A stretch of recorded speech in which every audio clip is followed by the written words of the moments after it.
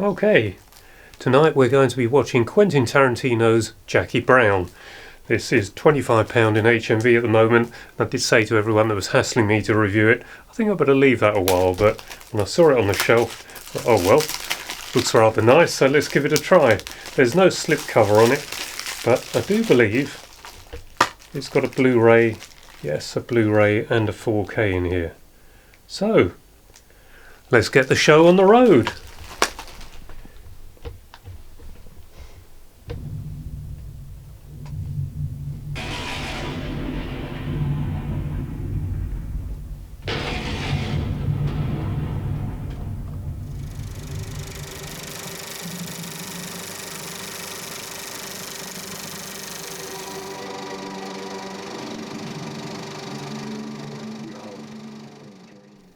Just finished watching Jackie Brown. Runs for just over 2.5 hours. Quentin Tarantino's 1997 offering. Thoroughly enjoyed it. Amazingly good image quality. Deep colour. Really colourful film. Great density, great contrast. Aspect ratio of 1.85 to 1. DTS 5.1 sound. Really good for most of it, and subtle surround for other parts, but works really well with the imagery on screen. A great cast. Pam Grier is absolutely brilliant, but so is Samuel L. Jackson, Robert De Niro, Michael Keaton, Robert Forster, and also Bridget Fonda, who's actually the daughter of Peter Fonda. And I love the little sequence in there. She's watching the telly and on the screen is Dirty Mary Crazy Larry with her father and Susan George.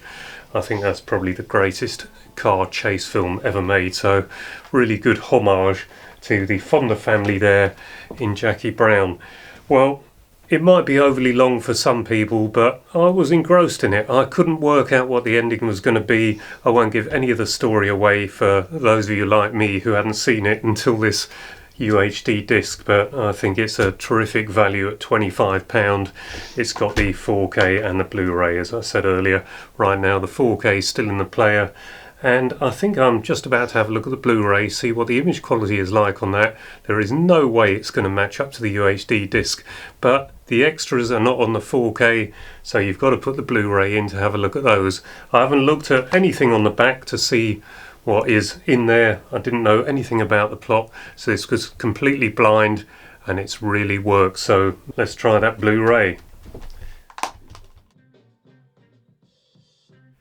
Well, the Blu-ray has got a lot of extras on there. Haven't watched any of them yet, but for anyone who loves the Tarantino films, and in particular Jackie Brown, I think there's plenty to get your teeth into on there.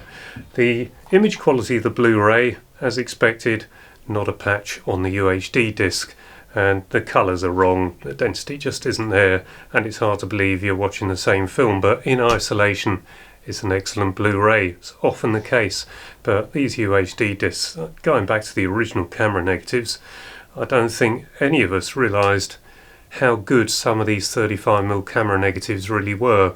So I suppose even though I was mainly seeing master prints in the West End of London, even then there was quality lost, and these transfers coming straight off the negative, well, you can see the film grain is there.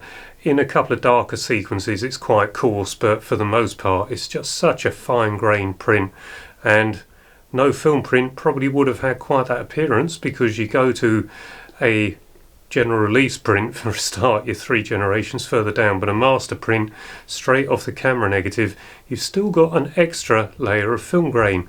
And positive stock, I believe that's not such fine grain as these brilliant negative stocks they clearly used for Jackie Brown. So a very good film. It's a certificate 18. There's a bit of implied sex in this. You don't actually see anything, so that's probably going to be okay for most people, but it's a Tarantino film, and anyone who knows the Tarantino films, you know there's going to be plenty of bad language, and in that regard it certainly doesn't disappoint. But somehow it wasn't offensive. There's not as much violence as you usually get in a Tarantino film, but there's one with 2 of the main characters in a car which is pretty shocking, pretty horrible, that I felt we didn't really need that, but that's what Tarantino does, and that shock value sometimes gets him the attention and gets a film more kudos than it perhaps otherwise would. And as someone who hadn't watched Reservoir Dogs until recently because of the violence, I can see how that film became so notorious and how he got the reputation.